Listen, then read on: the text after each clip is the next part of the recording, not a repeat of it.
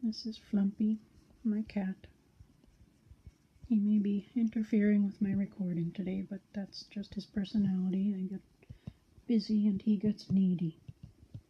I'm also very bandaged today. Having skin issues to do with my lupus. Okay, here's my supplies. I'll explain to you what I've got here. Of course, I've got my Addi. Definitely need that. And I've got two, the other one's over here. Needles, straights, and cord. Both of them are size 6.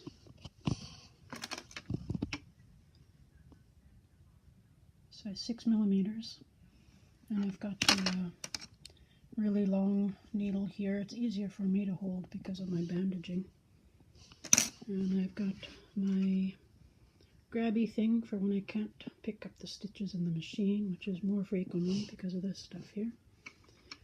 And a hook, of course, for making the braids. Scissors, bread clips, scrap yarn for waste yarn, whatever you call it. And my color choices. I've chosen Red Heart Comfort today. And this is what I'm hoping to show you guys. Wrist warmers. They're going to be 26 stitches wide and 15 rows. And this is what they look like once they're off the machine. And I've got my braids going on there already. And here's some of the finished work. Okay, I'm ready to get started here.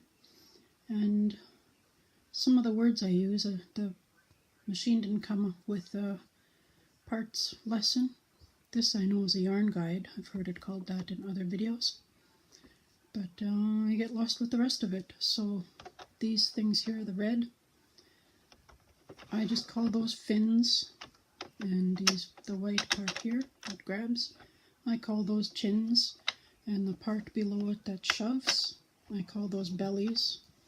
And the two at the bottom, I call those holdies. Completely inaccurate, but that's what I call them. And we'll get started.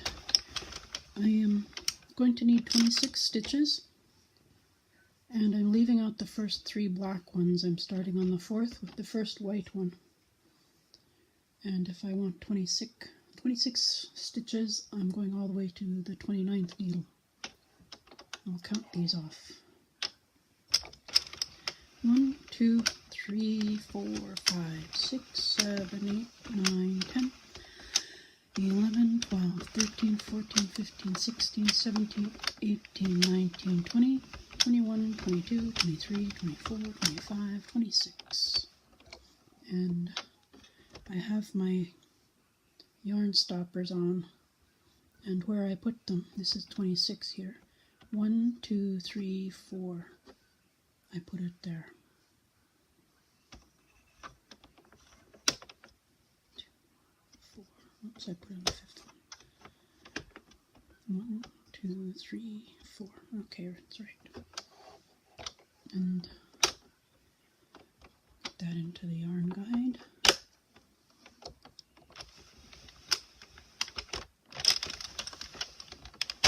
One, 2, 3, 4, 5, 6, 7, 8, 9, 10, 12, 13, 14, 15, 16, 17, 18, 19, 20, 21, 22, 23, 24, 25.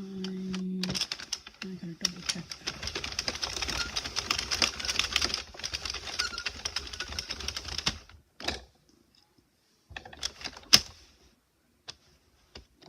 Yeah, it's on the 29th. 1, 2, 3, 4, 5, 6, 7, 8, 9, 10, 11, 13, 14, 15, 16, 17, 18, 19, 20. It is 26.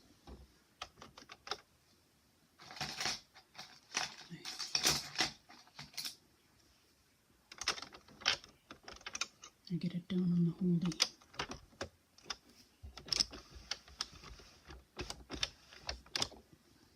Okay, I'll finish getting my scrap yarn in there and come back and explain more. I've got my scrap yarn all on and down in the machine now, it's dangling down there.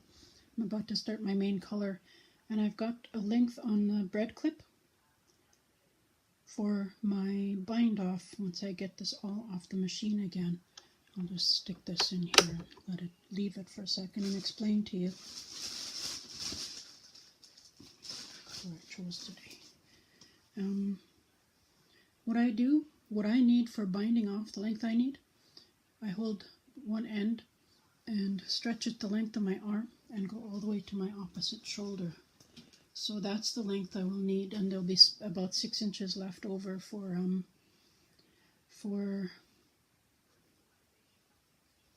weaving in and cutting off. But that's generally enough for me for 26 stitches. That's just from my hand to my opposite shoulder. And that's what I've got wound on my bread clip. So the waste yarn is off, and here we have the main color. Make sure it's not too close. And I wrote on my paper earlier a bit of a mistake. Reset my counter here, and that's what my mistake was. When I reach this part of my row, it counts, but when I get to the other side it doesn't. So let me explain. This is the first row number 1. But when I get here, it doesn't count it as row number 1. The counter's still at 0. And this is obviously my second row.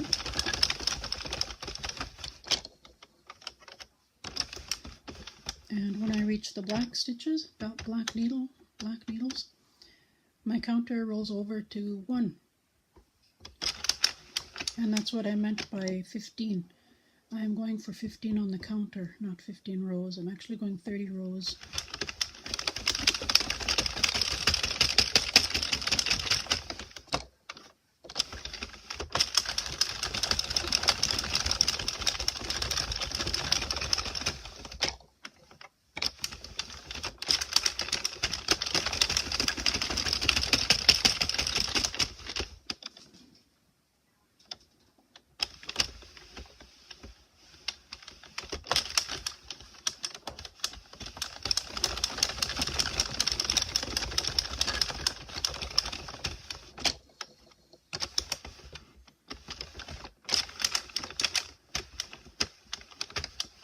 Come back after my 30 rows, 15 on the counter.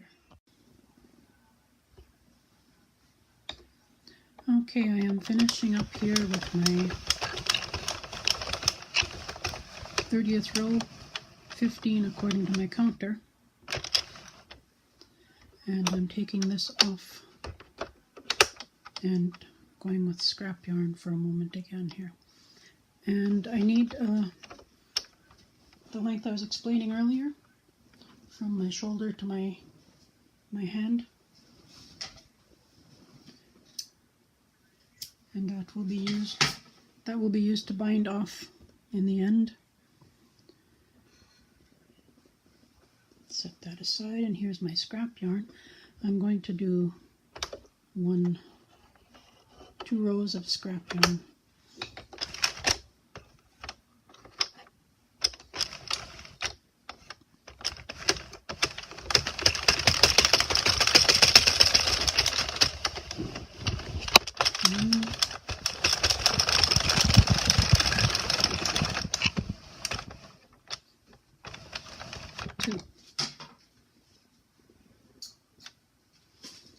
So that's my first wrist warmer made.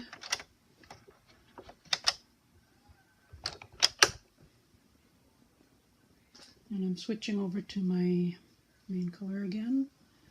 And there's my bind off length. This I'd usually put on a bread clip, but just for brevity's sake I'm going to get it in the machine here.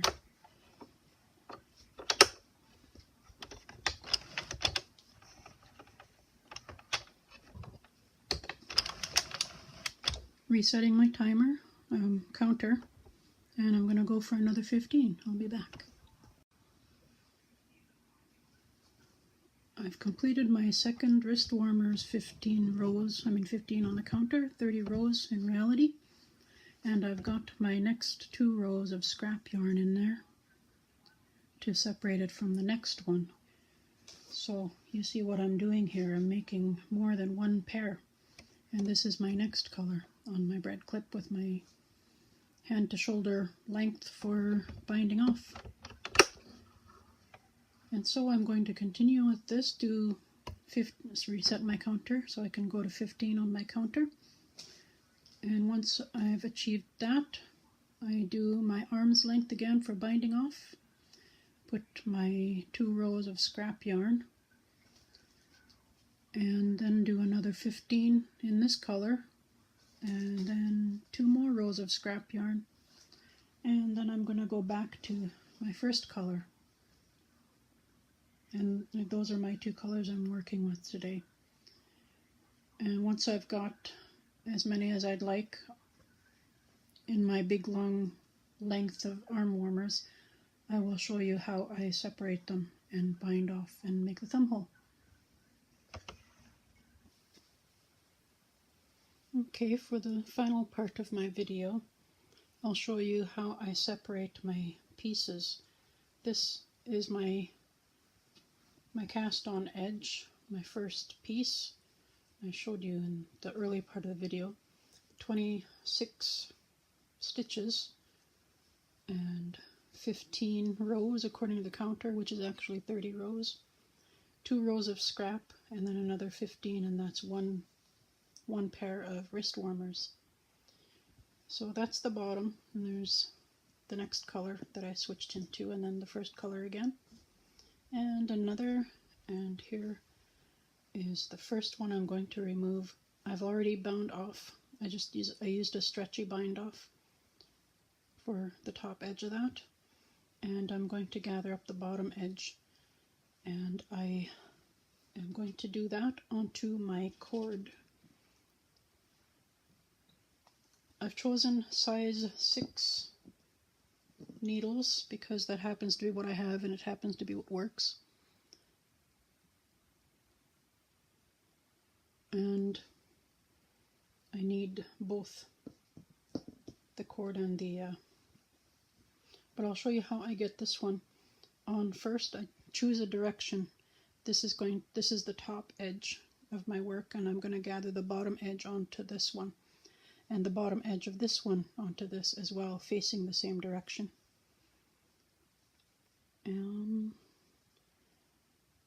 Here is where I want to wind up, because putting it over, winding up over here, this is available to begin my bind off going that direction.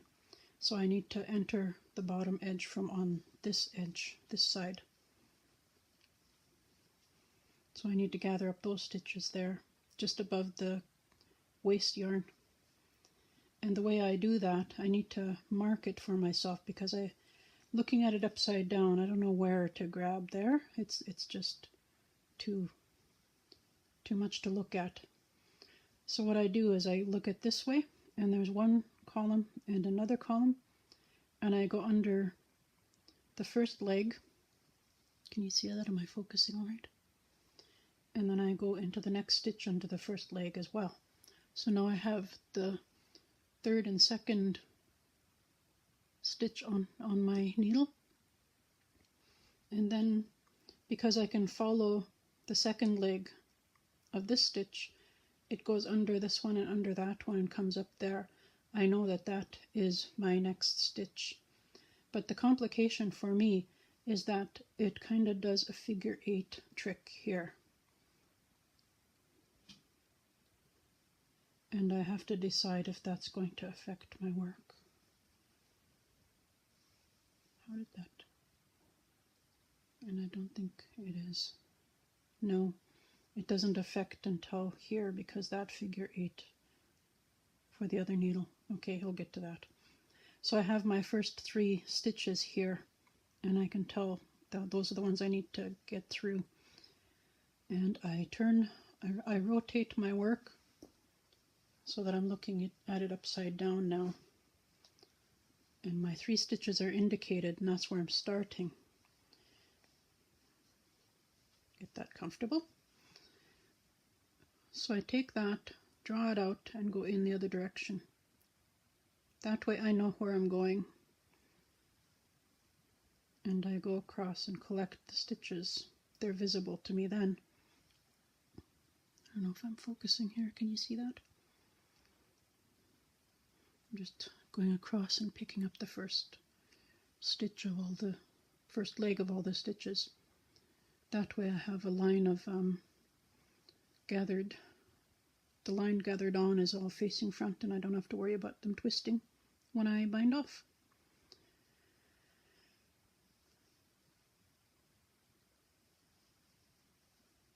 Is that right? Yeah, I'm on the right line. I used a waste yarn that was far too similar to my main color, so I'm sorry if it's not visible, but I hope you get the idea.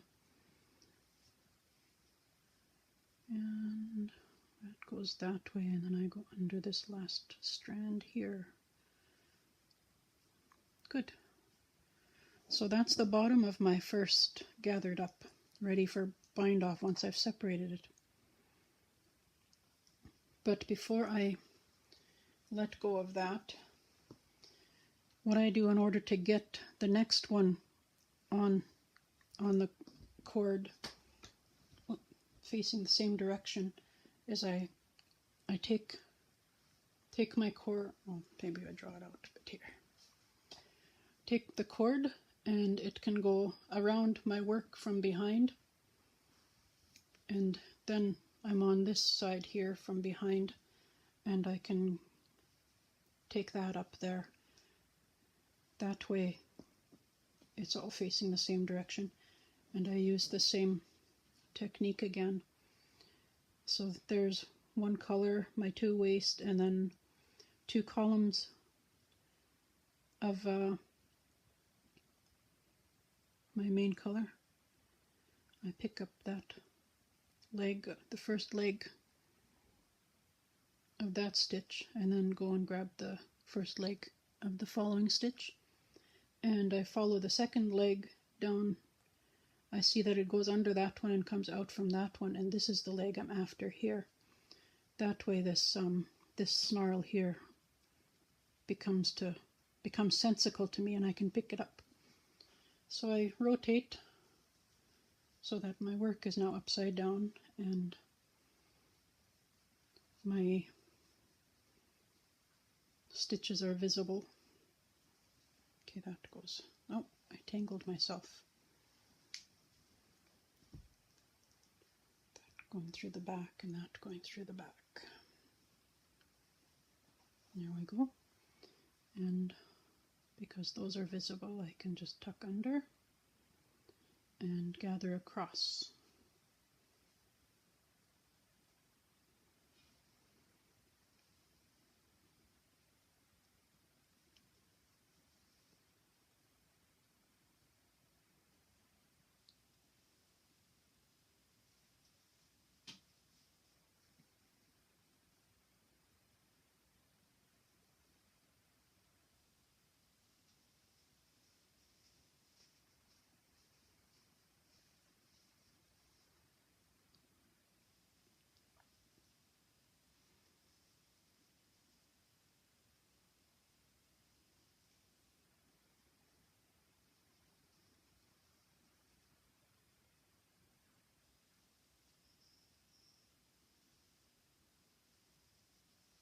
There we go.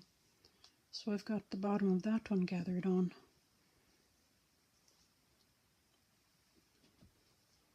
And the cord comes up from behind. So there, and it goes behind, and it gathers that one in the same direction, so that once I separate it, the backs of both works are facing the same way. And now I'm going to gather the tops with my straight needles. I've done this one. I gathered this one already on this straight needle and bound off. And I'm going to gather this one, and I need to separate this one but it needs to be held, so this is going to be there. And again, I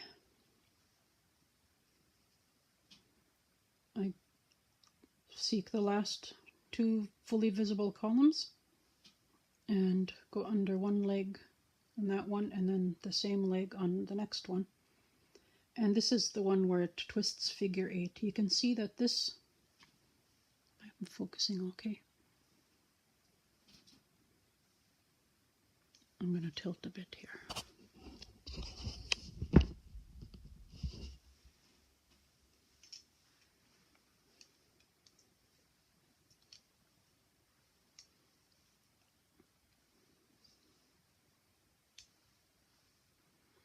You can see that this leg here follows there. I hope you can see this.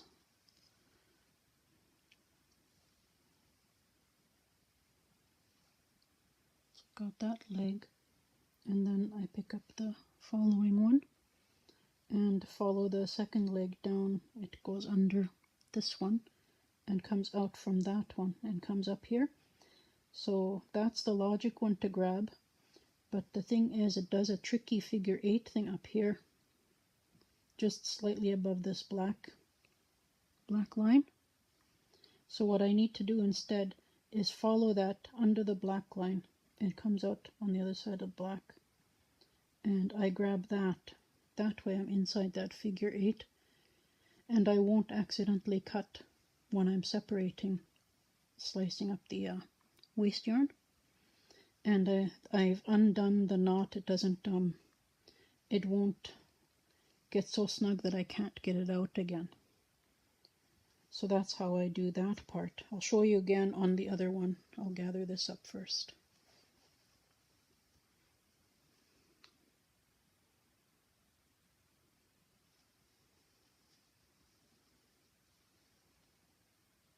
So I'm gathering the first, I'm upside down again, gathering the first leg. It's easier for me to see this way.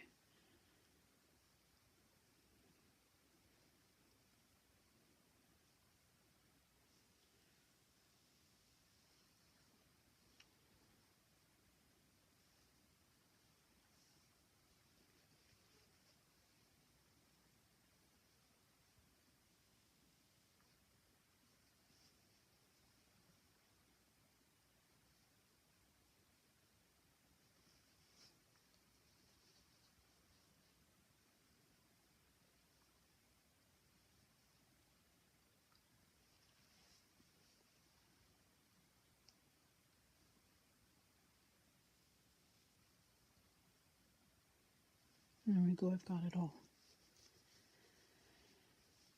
And that's the top of that one. So now I've got the bottom on this and the top on that. This top is already done, so I just need to secure the top of the next one using this one here so that I can separate it all. And again, I wonder if this color is harder or easier to see. Here I have my very edge, and next to it is the first column, and next to that is the second column, and that's where I like to start because it's most visible to me. I go under the first leg and then go onto the next stitch and go under that same leg there, and the next stitch here is the leg here. But my issue is if you look at the very edge, if you flip it kind of twist it that way, there's a black strand here, my waste yarn, and then just above it, it has a figure 8 looking knot.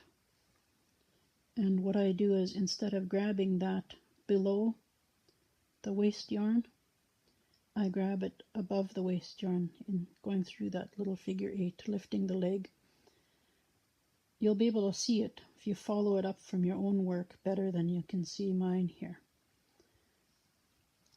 So there I have the upper edge of the figure 8, and now there is no chance that I'm going to accidentally cut it when I snip apart the waste yarn. And now that I've indicated for myself my 3 starter stitches, I'm going to grab that, turn it, and stick it back in, holding my work upside down again, so that I can see what is going on here. And I'm going to go across and pick up the first leg of all my stitches here. And that makes my new row that I'm collecting all facing front and in no danger of twisting while I bind off.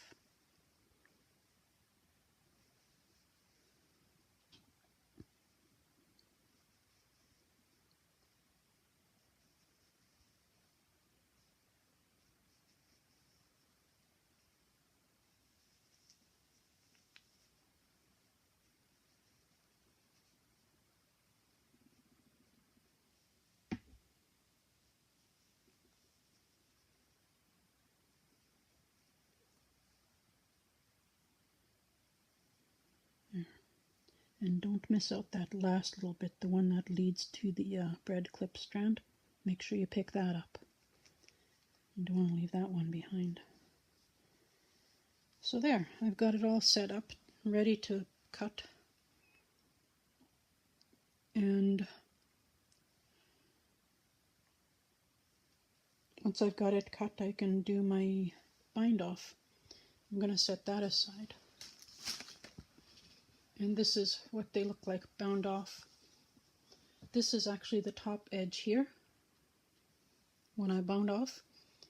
And where's my, put one here. This is my bound off, the first edge, the top edge. Coming out of the machine, this was upright. And then with the cord, this becomes the top.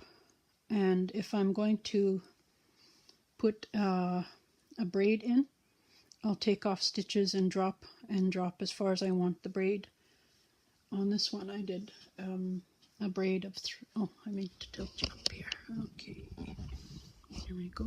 Move you closer. Here I have 3, and here I have the braid is from one end all the way to the other. So I just dropped, I skipped 3 stitches and dropped the next 2, and that's the position of these braids, and they seem perfect to line up along with the first knuckle on the finished product. So this is my top edge coming out of the machine. This is my top edge when it comes to making the braids. If I'm not going to make a braid, then I just bind off. And once that's bound off, I use the what I've got in my bread clip. I use that to seam to the thumb. I start here and I seam, what is the word? Mattress stitch. There's lots of videos on mattress stitch, and mattress stitch is what will hold your seam closed. That's the inside.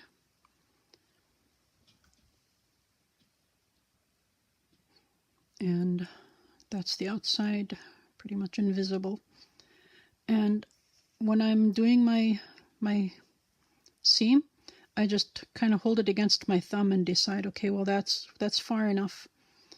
And I set that aside once I'm done, and I pick up the other one and I grab it by the bit that is going to match on the other side. So that bit there and this bit here, I make sure I've got the same part, and I seam that so that it matches, and I measure it side by side so that one thumb isn't higher or lower than the other. And then of course I thread up the other end and do the same. Seam up and then seam the other one, comparing and making sure my thumbs are the same all the way through. And that's it.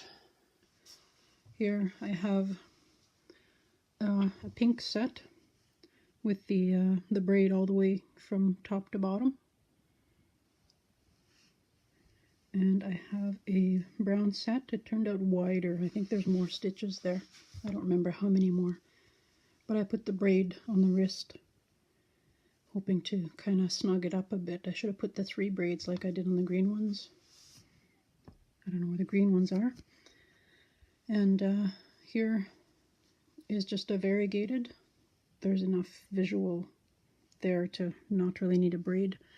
I just finished these ones. Those are the ones I just cast off. And they're lovely. Perfectly perfect. And that's the thumb hole there. Mattress stitch. And I've made a few with just color changes for visual appeal. These are made for smaller hands. I don't know why they ended up narrow, but they did. And here. I also did a pair of minion gloves. They were yellow with a black stripe, and I crocheted a minion eye halfway. I put a black stripe right above where the thumb is here. And I put an eye. So it was just yellow with a black stripe and a minion eye. And those sold right away, just for $10. And a friend gave me the idea of doing Ninja Turtle ones. So just a line of the appropriate color. I guess with the Ninja Turtle maybe 4 instead of 2. And put eyes.